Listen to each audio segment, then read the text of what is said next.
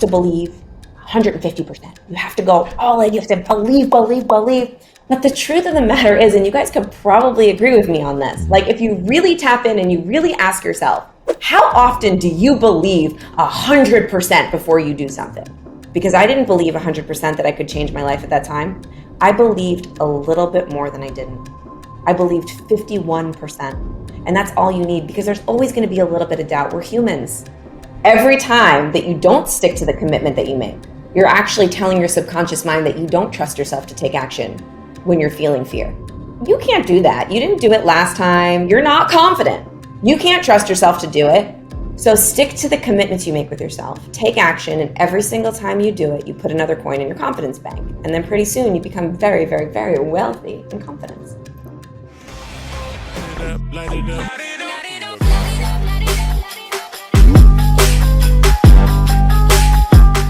All right, you guys, welcome back to another episode of Light It Up Podcast. We are super excited about today's guest. We have with us Jen Gottlieb, coming to us live out of Manhattan. Jen, thanks so much for being here. Thank you so much for having me. I'm really excited to talk to you guys. Yeah, I think KIRO and I are both fangirling a little bit today. We've been doing our research, our due diligence. We've been making sure that we've got some thoughtful questions for you, and just really excited to spend some time with you today. So thanks again for being here. Oh my gosh, this is going to be the highlight of my day. I'm excited for the questions. And you got a big book coming out, so we're excited to jump into that. The cards, it's never a good thing. Everybody always thinks we're like playing poker, or what, who knows what's. Oh no, I know what you're doing with those cards. Yeah, don't worry though. Those are tough questions on those cards. but tough, but fun. But it helps us get to know you a little bit better. We used to do these at the end of the episode, stupidly, and then we realized we were having such a good time that we moved it to the beginning. So. Yeah. Cool. Jump into the lightning round.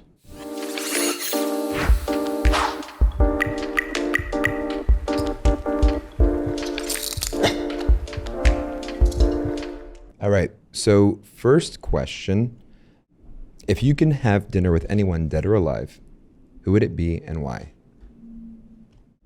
This is really dumb. It's not something super that anyone would even know this person. I would have dinner with my dad, and he's alive. And I just love him, and he's my favorite person to hang out with in the whole world. That's great. That's awesome.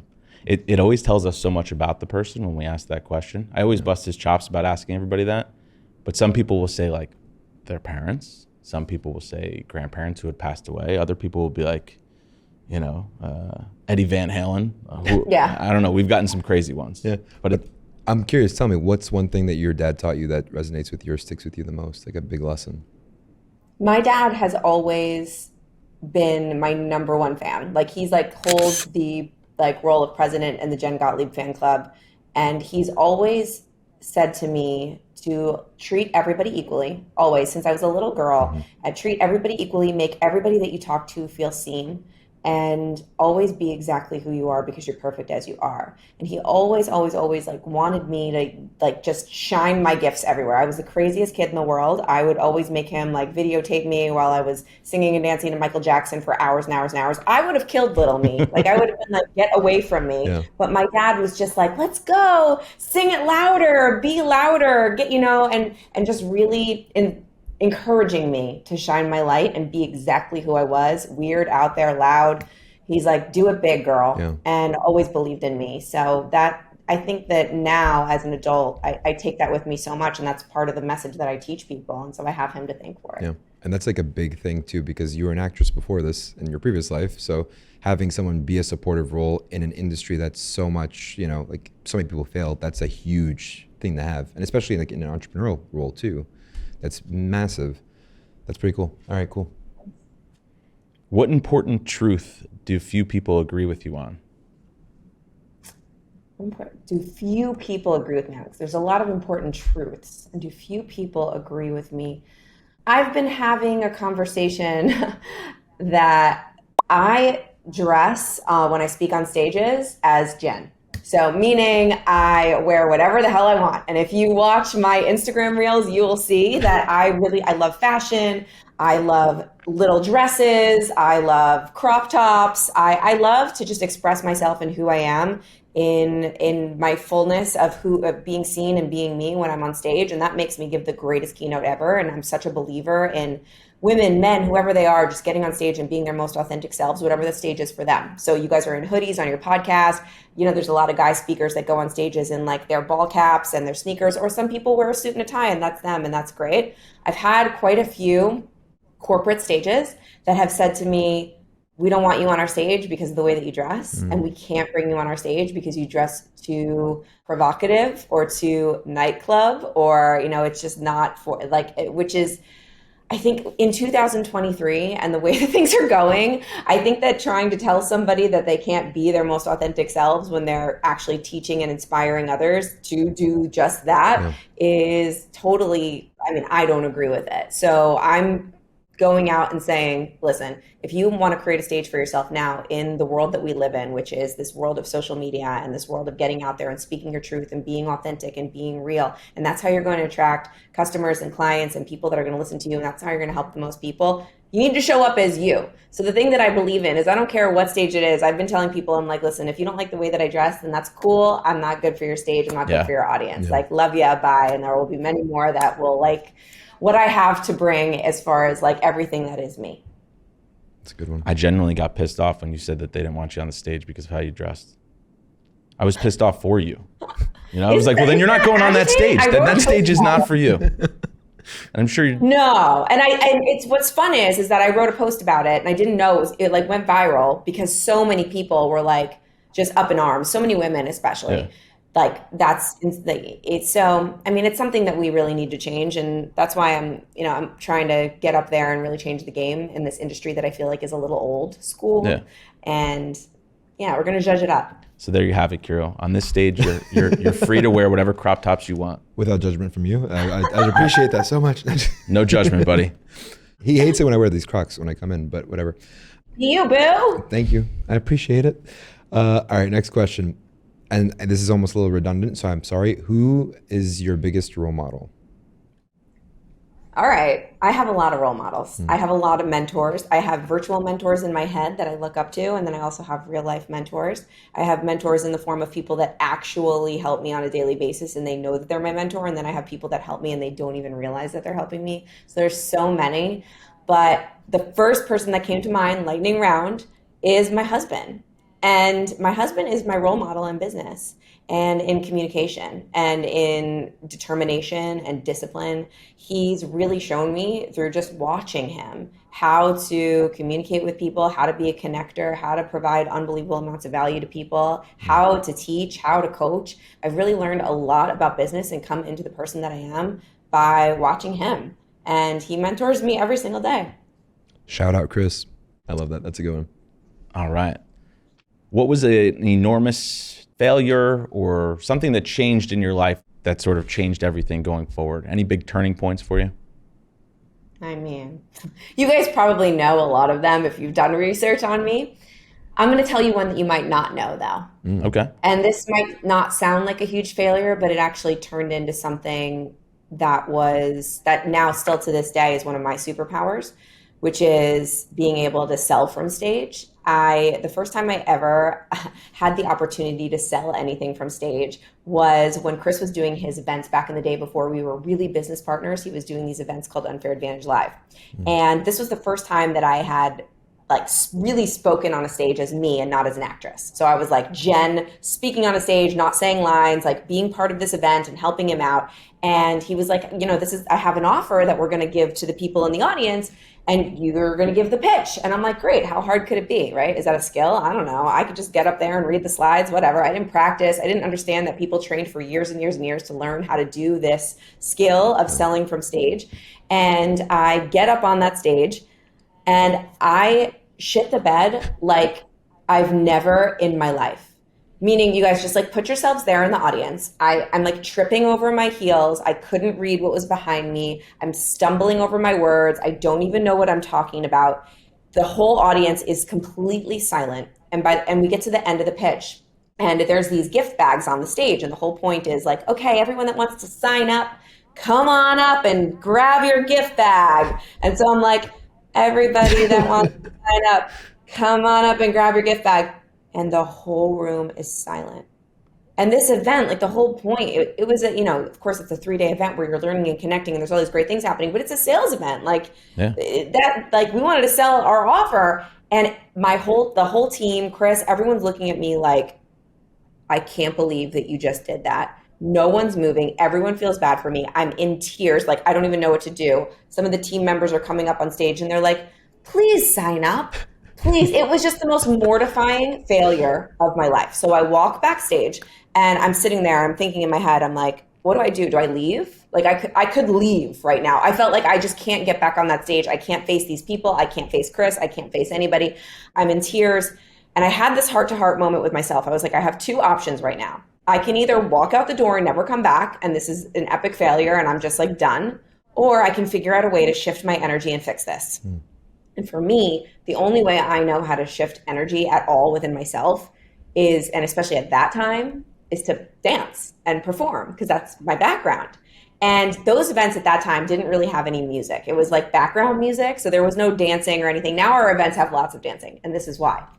So I go up to the DJ. I didn't tell anybody I was doing this. They all went to lunch. Nobody buys anything. We're $0 in sales because of my wonderful pitch from stage.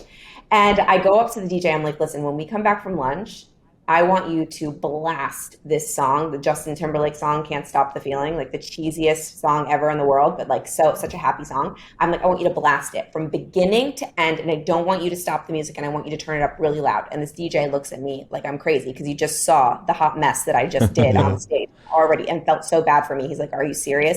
I'm like, please just do this for me. So we come back from lunch and I'm like, here we go. This is all I can do is just be myself. And I take the mic and I'm just like, all right, everybody get on your feet. We're going to have a dance party. And I make everybody that's never danced at this event ever, it was a conference, everyone's on their feet dancing. People are getting on the tables. They're jumping up on the stage. People are losing their minds. We have this epic, huge dance party where everyone is like, people are like taking off their sweaters and like spinning them around. And because of that, I was able to shift my energy back into being Jen, real Jen, not like trying to sell shit from stage, not knowing what I was doing, to then also bringing everybody into this different state. Yeah.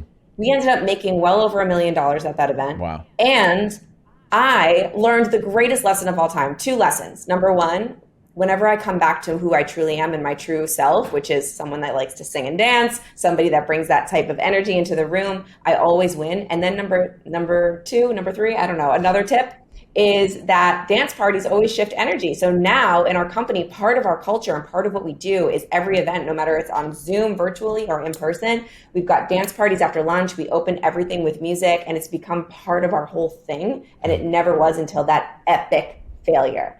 And then because of that failure, I decided that I was going to become the best at selling from stage. And now I would say that I am probably one of the best. And now I coach a lot of really big time people on how to sell from stage because I was committed to never sucking again. Yeah. So that's a failure that turned into a lot of wins. Yeah. Wow. And anyone who watches you on stage, you're incredible with the way that you deliver things, and you can deliver so much emotion from stage, which is very impressive. Well, even just delivering that was... Yeah, but there was one...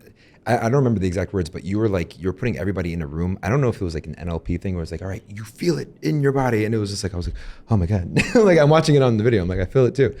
So your delivery was incredible, which brings us into the topic of today is your book, Be Seen. And it's interesting because you talk about 4 different elements in there. We're talking about being courageous, being connected, be visible, and being creative. It sounds like you had courage down. Is that right? Oh no, I didn't have courage. You didn't have courage? Okay. So then...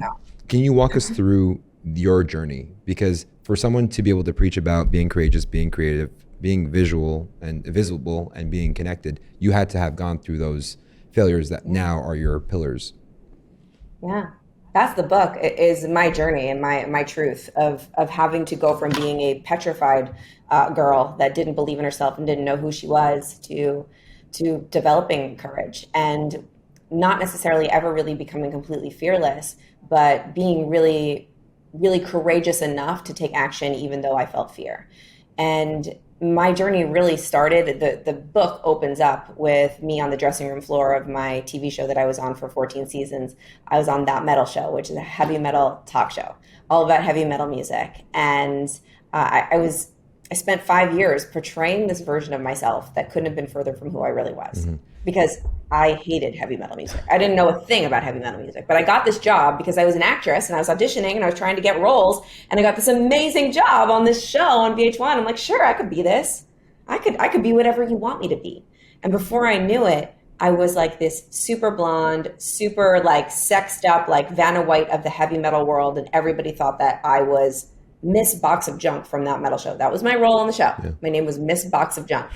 And I built this brand and this image of this super metal girl, and I was living a lie.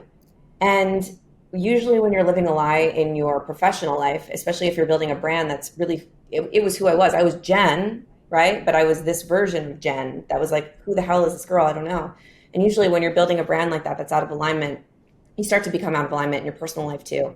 And I found myself in a completely toxic relationship. I was severely depressed. I was severely bulimic. I didn't feel like I was worthy of absolutely anything other than being like the hot chick on this show. But deep in my gut, I was like, this isn't right. And so within like a week's time, I find out that the guy that I'm with, that I think I'm going to marry, this like perfect guy on paper, this hedge fund trader that I was with, ended up telling me I found out that he was cheating on me with one of our friends. And my show was getting canceled. And I basically had a week's time to get out of the big $1 million apartment that we lived in together and find somewhere to live and find a different way to start my life over and find a different job. Yeah. Wow. And so I found that out like on set on the show. And the book opens with me on the floor crying and not knowing what to do and having to just pull it together, go do the scene that I needed to do, and then come home and figure out what the hell to do with my life. And I found myself going from this $1 million apartment that I lived in with this guy that I thought I was going to marry to living in a tiny little room with like 6 other actors with a window that faced a brick wall and having to completely start over. And I was completely scared. We're talking about courage. I didn't know who I was anymore. I'd completely lost myself. Yeah. And I had to build something from the ground up. And I had to figure out who I was and what the hell I wanted to do. And with that comes so much fear. And so I had to do a lot of things, even though I felt fear anyway. And every single time you do something and you take a step outside of your comfort zone, something that is unbelievably scary for you, the best way to take away fear's power is to do that thing. Because once you've done that thing that you're scared to do, you can do another thing because you're like, oh, I did the last thing. Yeah. Okay, I feel a little bit better about doing scary things, and I feel like I can trust myself a little bit more to take action again. So in the book, in that first section of being courageous, I talk about the symptoms of fear and how fear shows up when you don't necessarily realize it's fear, like in the form of perfectionism, analysis paralysis, imposter syndrome. I mean, I went through the gamut and had to build up my life with just like taking action one step at a time with fear in the passenger seat of my car. Yeah. Wow. Can you go a little bit in on the confidence continuum? Yeah. So that's how you build confidence. So if you're listening to this right now and you're like, Jen, you seem so confident. I'm not a confident person. And I want to become more confident. I want to let everybody know that's listening that confidence can be built over time. And there is like an actual strategy that you can use. The only thing is that you have to be disciplined enough to take action even when you're scared. So the way that the confidence continuum works is you have to, right, let's use an example of something that maybe not a lot of people are very confident to do. I like to use the example of like maybe going live on social media for the first time. That's a perfect example. Yep. Yeah, great example. It's terrific. Do you guys need to go live more? Well, both of us suck on camera. So like only recently we got comfortable with these, but on the phone or like doing reels or like going live, it's the most horrifying thing in the world. Ever. Okay. So I used to be absolutely petrified to go live. Now I go live every single day, no matter what. I put my makeup on live on Instagram Monday through Friday. But when I first went live on Facebook for the very first time, I remember it was after my breakdown. I was trying to rebrand myself as a fitness girl. And I'm like, I got to go live. I sat there for like an hour debating on if I was going to press the button or not. And then I finally did it and it was terrible. It was horrible. But here's how we use the confidence continuum to get more confident doing lives on social. So you guys can use this. All right, so it all always starts with action. All right, you have to take the action. You have to do the scary thing, right? We just said, once you do the thing that you're scared to do, you take away the power that fear has over you because you're like, screw you, fear, I can do it, right? So fear's coming in, it's saying, you're not ready to do that. It's not perfect enough. The lighting's not perfect. Do it tomorrow. It's saying all this bullshit to us that fear likes to say. So we need to say to fear, what up, fear? I see you. I get it. I know you're trying to keep me safe. I know you're not going to go away. I know you're going to keep yelling at me, but I'm going to do this. And I'm going to do it with you. You might be in the passenger seat of my car. Go ahead, sit there. I'm driving though. and you can't touch the radio, you can't touch the steering wheel, you just have to sit there. So you envision the fear sitting there with you. You're not going to kick it out of the car. It's going to be in the car. You're going to be scared. That's okay. But you're in control. So you got to take action. You take the action, okay? Let's say you press go live. You do it, all right? Maybe you do it for 3 minutes, and maybe 2 people show up, and maybe it wasn't even that good. But guess what? When you're done, you get a little baby win. And that win is, wow, I just did that. Okay, that feels good. All right. So that creates a little bit of motivation. You don't really have motivation until you take that action step and you get that win, right? The motivation doesn't come until you do it. Holy crap, okay, I did it, that works. So then the next day, you've got a little bit of motivation to go do it again. So then you take action again. This time, fear is a little bit more quiet. Fear is not as loud. Fear is a little bit less because you've already taken away some of its power the first time. So you go live again, and this time you go live for like 10 minutes. Oh, okay, because it's a little bit easier, you're a little bit better, you got a little bit of motivation. 10 minutes you're going live, you're doing it. Okay, maybe 6 people show up this time, let's go. And then you get off that live and maybe you get a big win. Because this is what always happens when you've got some motivation. Maybe somebody messages you after that live and they say, hey, I'd really love to talk to you about working with you. I watched your live and it was really great. Whoa. Yep. Then your subconscious mind is like, wait a second. When I take action and I do the thing I'm afraid to do, good things happen. Yeah. That feels good. Then you put another coin in your confidence bank. You realize that you have now momentum. So it goes on, now you've got momentum. Now you're like, holy shit, I'm confident. I can do this. The third time you go live, now you've got confidence. I guarantee you. Now you're going to go live for more than 10 minutes. Now it's going to be 15 minutes. It still might not be that good because you got to get your reps in. You got to keep practicing. But that's how you develop confidence. Every single time you take action with fear in the passenger seat of the car and you stick to the commitment you make with yourself. You tell your subconscious mind that you can trust yourself. And all confidence is self-trust. But same thing, I have to go into the other side. Don't trust That's yourself where I was going to 100%. go, yeah. Every time that you don't stick to the commitment that you make, let's say you say you're going to go live and you don't do it, you're actually telling your subconscious mind that you don't trust yourself to take action when you're feeling fear. And then the next time that something scary comes around, your subconscious is going to be like, you can't do that. You didn't do it last time. You're not confident. You can't trust yourself to do it. So, and fear is going to be even louder. Yeah. So stick to the commitments you make with yourself. Take action, and every single time you do it, you put another coin in your confidence bank. And then pretty soon you become very, very, very wealthy in confidence. I love that. You had a good line here that said, I think it was an Instagram reel I was watching. It plays into this topic. So if somebody said, let's just go with the example that you were talking about, going live. How does somebody take that rejection that they may get from comments or people who attended the Instagram live? How do you handle that rejection? How do you bounce back from that? How do you make light of that? Yeah. So there's a whole section in the book on becoming friends with rejection. And as an actress, I had to become really good friends with rejection. My whole life was going into like 10 rooms at a time and getting heard no 10 times a day. And you're not pretty enough, you're not tall enough, you're not talented enough, you're not good enough. And it weighs on you and it's hard.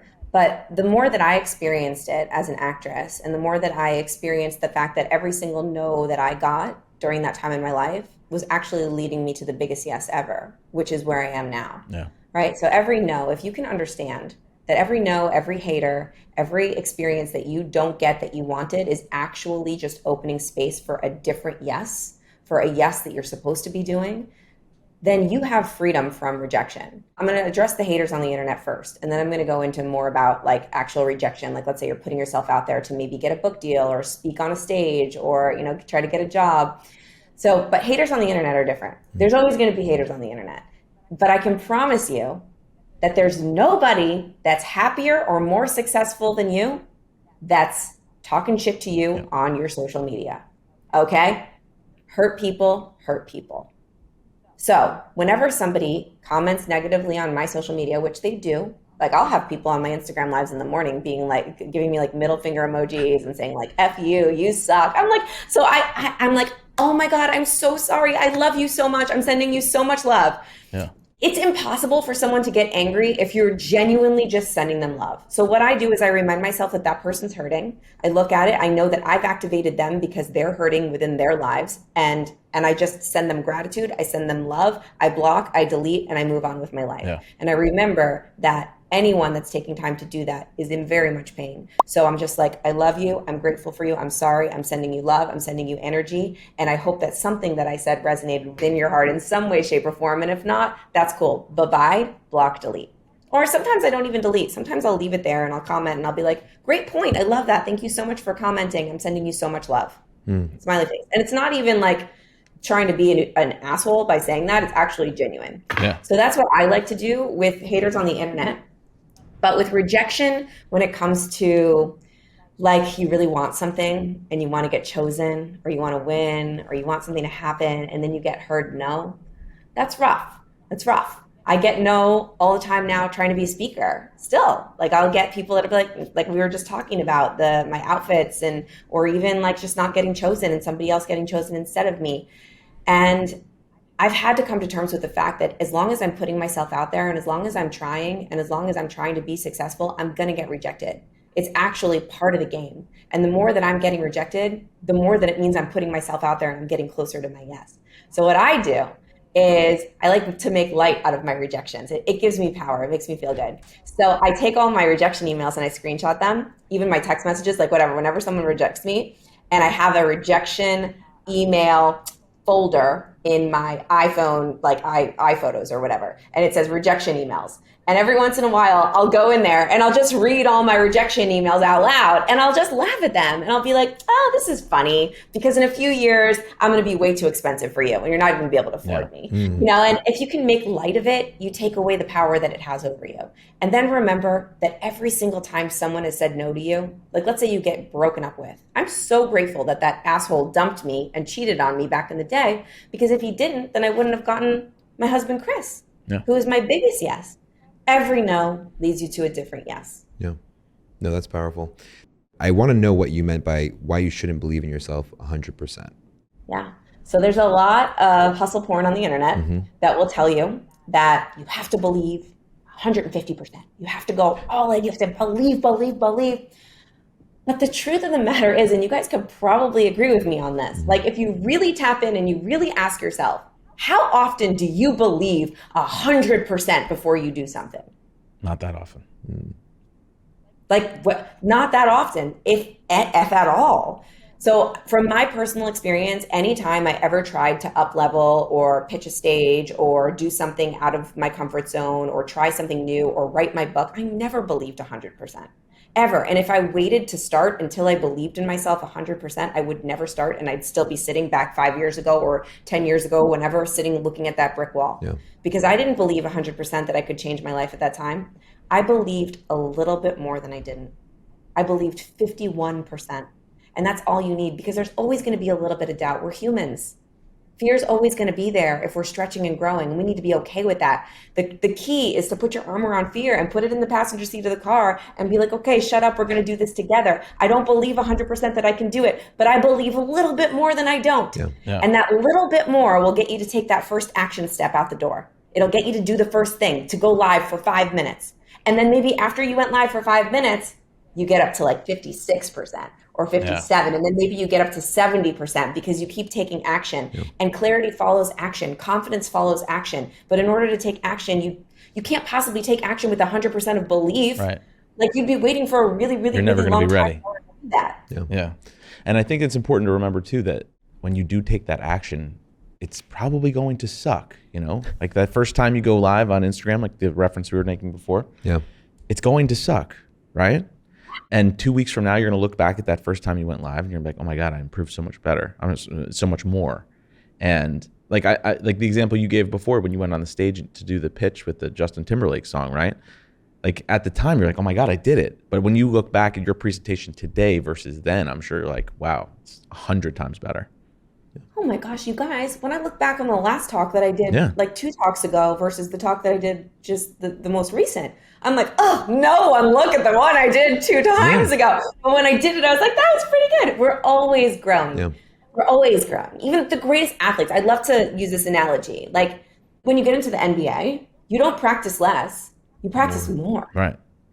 You practice more. You've got better coaches. You've got you spend more time in the gym. But you're at the highest level ever. I feel like we're never done practicing. We're never done getting our reps in. We're never done growing. The bigger that we get and the more advanced that we get at our craft, The more we should suck, really, when it comes down to it, because we always need to be like, no, that could be better. Let's grow some more. Let's Yeah. get better, because that's the joy of it. Yeah. Like getting on stage and doing it a little bit better than you did last time, man, that's what feels good. That's the game. Yeah. That's what keeps us going. It's interesting because a lot of this conversation so far has been focused around confidence, but it's literally one of the probably the biggest pillars, correct me if I'm wrong, because when you get that confidence bank up and you're going into something that you're fearful or unconfident of going, you can look at past evidence of you doing it before and succeeding. So now it gives you the courage to be able to proceed forward even more. The one thing that I think is the struggle is really aligning with your true identity, because a lot of people find that the most difficult part. For instance, we're in sales and people think that you have to be buttoned up with a suit and tie. And they think that they have an image in their mind of what sales should be like. How does one identify and how do you walk someone through that process? Getting back in touch with who they truly True are. identity, yeah. Yeah, it's so important. The whole first section of the scene. I'm about to take you through the scene system. The book is seeing you. That's the first chapter, like really seeing who you truly are. Because the fastest way to build a life that you hate and a business that you hate is to do things that are out of alignment from your truth. And a lot of us get trapped in that because we're raised by people who for the most part, love us and care about us and want us to have a great life, but their opinions are skewed. So they're like, you should do things this way. You should have this career. You should dress like this. You should marry someone like this. And we don't know any better. And we follow all these shoulds and we start to set up this life for ourselves. That's something that's out of alignment from our truth, from who we really wanted to be when we were little kids. And we were running around saying, I want to do this. I want to wear these clothes. And we were totally like comfortable with who we were. And slowly but surely we get conditioned to believe that we're not good enough as that. And we start to create this life, and use me as an example, on the floor of my dressing room in freaking pleather leggings and like fingerless gloves. And I'm like, who the hell am I? Right? So I had to get back in touch with real Jen. And what I like to do whenever I'm losing myself, because sometimes I still we'll lose track of who we are sometimes when we're reaching for a goal or we're being seen in a different way, or we're going on this process of personal growth and personal development. And I like to do this thing called setting the scene. And setting the scene is something that I actually learned in acting school, and I used it for method acting. And you can actually use sense memory, to be able to tap into any kind of emotion that you want to feel.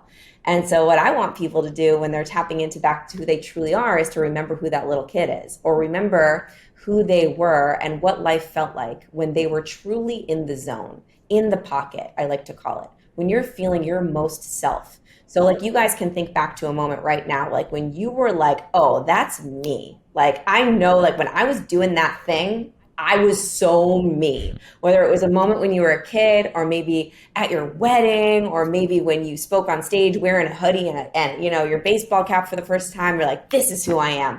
Go back to that moment. Think about that moment and set the scene. So first you want to sense it. You want to bring back some senses, some sensory. So whether that is listen to a song that you really loved during that time. Maybe it was the song that you danced with your partner with at the wedding, or a song that you just really loved to listen to and jam out at your car during that time in your life when you felt so authentically you, or your walk-on song for that talk you did. Or you could even like taste your wedding cake, or smell a scent that brings you back, the cologne you wore at that time, the perfume that you wore at that time, or any kind of sense that you want to bring back. I like to look at old photos or read old journal entries that when I was so in the pocket, I was so myself.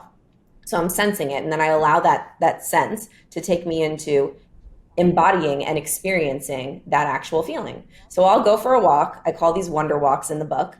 I'll go for a walk, I'll put on the song, and I'll just step into being that person that was in that experience. So let's say I was my most in the pocket self when I was playing Linda in the Broadway National Tour of The Wedding Singer. That's part of my story. I was a Broadway actress, and I was so tapped into real Jen at that time. So I'll put on music from The Wedding Singer, and I'll go for a walk. I did this 3 days ago, and I'll just jam out, and all of a sudden I'll start to embody the girl that was that girl on that stage, and it'll just bring me back there. And so I sensed it, I experienced it. I'm thinking about the memories of that time of being on stage and being in my fullest authentic version of myself. And then I'm embodying it. So now I'm walking around like me then, the way that I walked, the way that I moved. And then I'm going to navigate the world as that person. So I'm going to really solidify it in, and I'm going to come back home, and I'm going to get on my calls and my meetings for that day and navigate the world as that girl that I embodied on that walk. And that's the fastest way that I've found that I'm able to tap back into real Jen. and my authentic self. And then I'll ask myself questions all day long. Would real Jen do that? Is this in alignment with who I truly am? If not, let's get rid of it. Let's not do that. Yeah. Let's move in the direction of only my truest, most authentic self, because life is too short to not do that. Yeah. So would you say that's visualization? Partially. Yeah. Yeah. It's one of the five. Yes, it's tapping, it's visualization, and then it's also embodiment of that of that visualization. It's going a little step further and not just visualizing it, but actually acting as if. Yeah. It's interesting. So you're suggesting people think back to when you were your most authentic self, embody it, visualize it. And then I read something recently where you were talking about a journaling exercise where you write a letter to yourself, your future self, talking about some of your success stories. Can you just tell us a little bit more about that idea? Yeah. I mean, you could travel through time in either which way. So I actually have a chapter in the book as well, how to travel through time. So I have an exercise of, there's two in the book. You're writing a letter from your most authentic, truest self to you now. And what would that person tell you? What would like little Jen, true Jen, real Jen, the one that was singing and dancing on stage and so free and so, what would she tell to Jen now? Yeah. What would she say in a letter? Well, she would say, like, I love you. I'm here for you. I'm supporting you. Don't forget that you are XYZ. You're this, you're that, you're this. Your dreams are XYZ. If you can tap into what your dreams were when you were a little kid or when you were younger, or when you were in the pocket, and write yourself a letter truly from that person, you're going to find out a hell of a lot about yourself. But you could do it the other way around too. So I also do this, you guys, and this part isn't in the book, but I want to give this to your listeners. You can also embody future you 2.0, the you that you have not gotten to yet, but that's waiting for you. Maybe it's a few years from now, maybe it's a few months from now. Envision who that person is. Go for a wonder walk as that person. Embody that person. What's that person like? And then you can even, as that person, write yourself a letter to you now and say what that person would recommend that you now do to get to that version of yourself. And I'll read that letter every day because I'm migrated.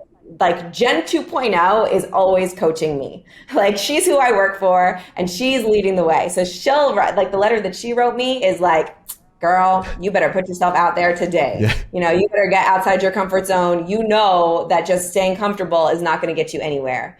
You know, reach out to people, love the people in your life. She'd give me the greatest advice in the entire world. So if you want coaching from the best coach ever, you don't need to go pay anybody money. Just embody you 2.0, the version of yourself that's crushed it in life, the version of yourself that you want to be, and have that person give you now advice. Yeah. That's one of the most powerful things that's out there, really, like having you coach yourself, because human beings do not feel worthy when they look in the mirror. So Maxwell Maltz, he wrote a book, Psycho-Cybernetics, about how you see yourself when you look in the mirror.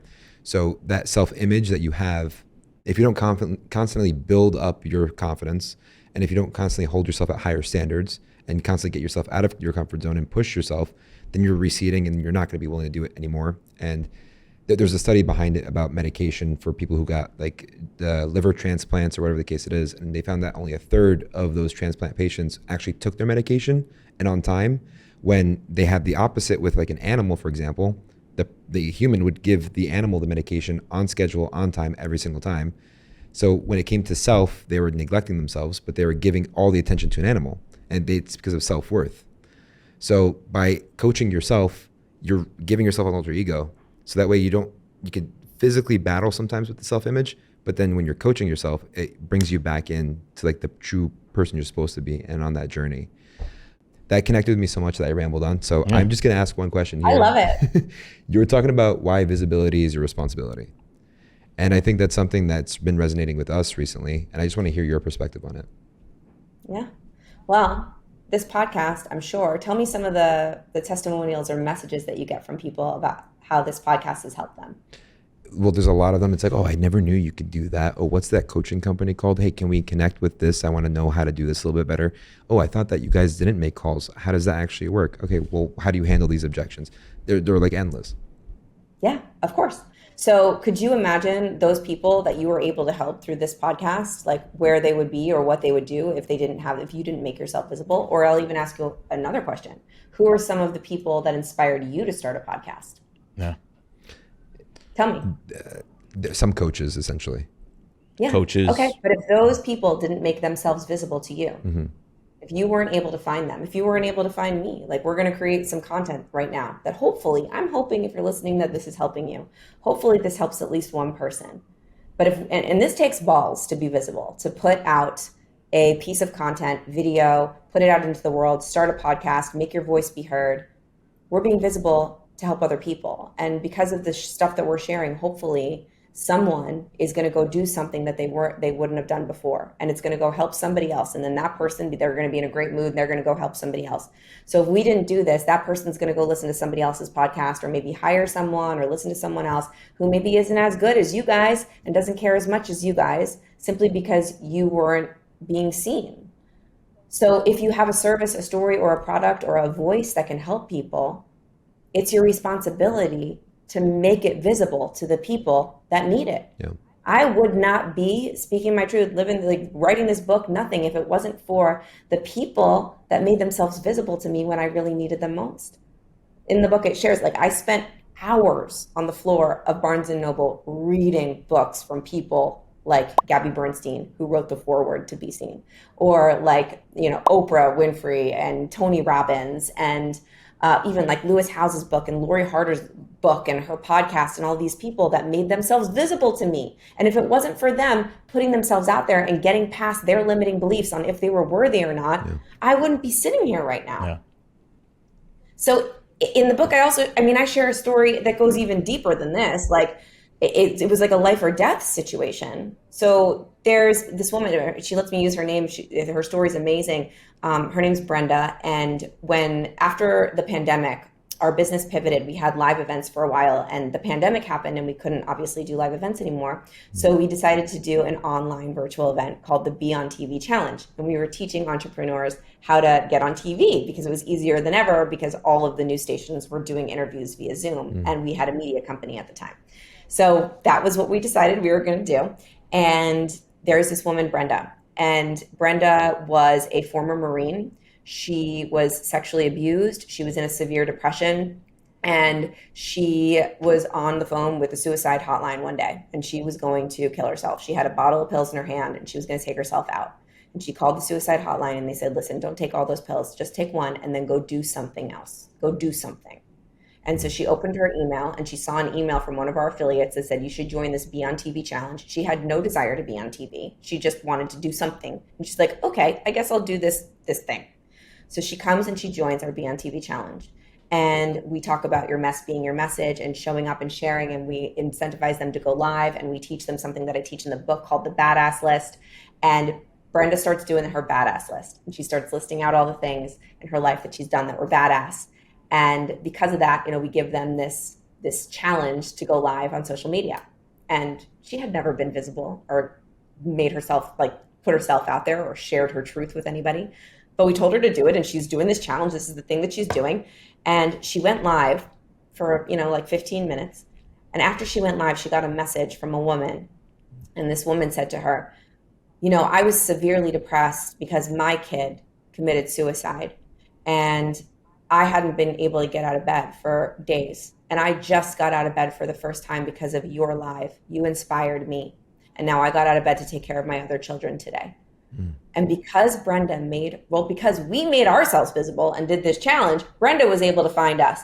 And then because Brenda made herself visible, she was able to help somebody else who was severely depressed. And then Brenda, that made her feel so amazing that she ended up winning the whole challenge. And now Brenda has a TV show. She's written several books. She has a massive coaching company. She has a mastermind. She's crushing it. She's called Brenda the Solutionist, and she helps people in a really big way. That's the power of visibility. And that's why it's your responsibility to be seen, bigger than you even know.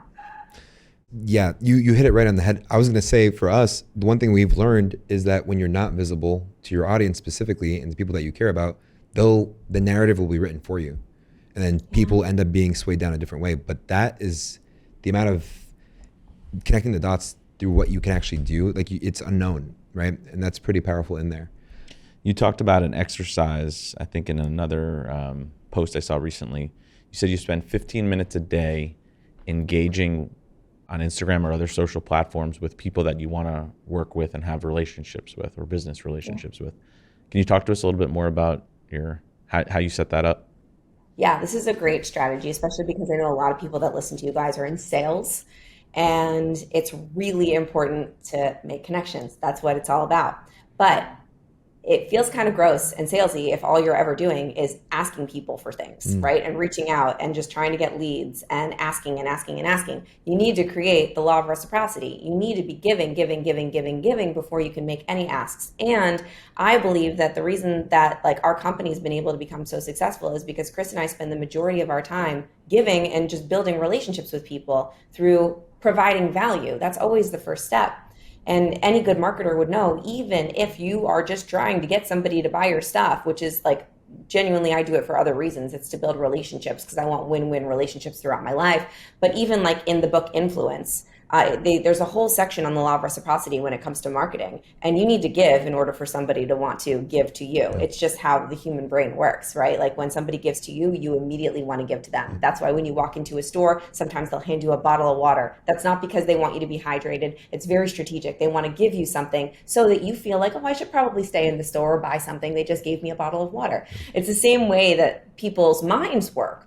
So I look at relationships for a lot of different reasons. Obviously, relationships help me feel more fulfilled, more confident, and love my life more because I love having people in my life and it makes me feel safe and it makes me feel seen and it makes me feel happy and joyful. And I love being able to help people because the fastest way to feel good is helping somebody else other than yourself.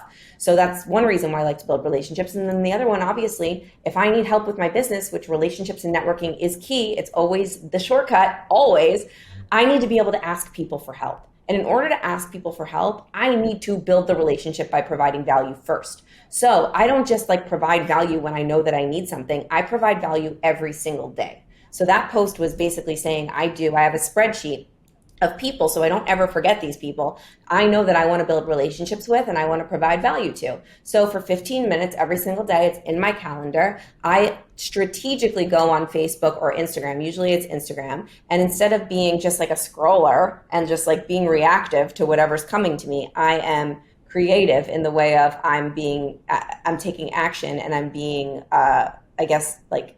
intentional about my social media use. And I'm just going to those profiles and I'm thoughtfully commenting on their posts. I'm sharing their posts on my stories and I'm just providing value to people. If you're on social media and you're marketing yourself and you're posting content, the best value someone can give you is to write a thoughtful post or share your stuff or go comment or go leave a great review on somebody's podcast or go buy their book and share that you bought it. That's a great way to provide value. And I do that for 15 minutes every single day. And it's me, it's not my team. I don't tell other people to do that for me. I do it because I want to feel really connected and I want to remember that I commented or I said something and I want to remember what these people have going on so that if I see them at an event, I can be like, oh, I loved your post. I commented on it. Did you see it was so good? Like, congrats on the book, congrats on the baby, congrats on the wedding. And they're like, yeah, thanks for commenting, thanks for sharing. And you already have a great relationship. And then they're like, can I help you with anything? What do you have going on? I'm like, well, I have this book coming out if you want to share. And it just works, you know? Yeah. Reciprocity. Speaking about the book, how does someone get the book? So it's being released October 10th. And if they wanted to do the pre-order, when's the pre-order? Well, this part's going to be taken out of this. But where do they pre-order? Is it on Amazon or is it directly through a website? You can go to my website. You can go to jengottlieb.com/beseen. And you can order it through there. And if you put your order number in, you'll get bonuses. I don't care if it's pre-order or after pre-order, I'm gonna give you the bonuses. So you'll get amazing bonuses if you put in your order number, but you can just go to Amazon or wherever you get your books on October 10th and you can buy a book. But when I buy books, I always like to buy one for me and one for a friend, so that you're actually creating the law of reciprocity right there. You've got a great way to provide value to somebody and you just surprise them with a book. So if you're listening, buy one for you and one for a friend and they will thank you for it. Believe me, it's a good book. Awesome. Well, we're excited. Wait, we got to do a challenge first because we did this. So we did this you are our fifth author on the podcast. And as tradition, we buy a bunch of books and send it to you to try to get you signing them. So that way we can give it out to our people. So what we could do is we could do a challenge with listeners in terms of whoever comments one of the biggest takeaways on the channel, we can give it to you and we can send it over to you. We'll send it to them. Jen, are you open to signing them? 100%. Promise? Of course. Pinky promise? I promise. I pinky promise. All right, cool. So you want to do 20? Yeah. All All right. So for the first 20 people to comment on this YouTube post, we'll get the books. We'll message you directly and we'll send you the books. And then An autographed version. yes, hopefully Jen will sign each one of them. And she promised she will. So you'll get a copy of her book signed. I love it. I love it. That's so fun. I can't wait. Awesome. You better sign them. I will sign them. I promise. You guys, 20 books, that's great. And if someone's going to go out of their way to comment on this podcast, like that's huge. I want to thank you for it. So we'll sign it. Sounds good. We'll do that. And what's the best way for someone to connect with you? Yeah, Instagram's the best way because it's me on there and no one else. So just go to @Jen_Gottlieb. And then if you want to see my speaker reel or anything like that, you can go to JenGottlieb.com. Awesome. Sweet. Jen, thank you so much for spending some time with us today. We really appreciate This was it. awesome. Yeah. You guys are so fun. You're All the probably best one of the luck. most authentic people I think I know. I mean, you just show up with your, like, I really felt like I knew you before. Well, when I looked at my clock at one point, I was like, fuck. I'm like, damn, this could go on for like 2 hours to get to feel fulfilled from the conversation. And I was like, there's so much more I wanted to go into. But I was trying to cut it in. But you're a wealth of knowledge.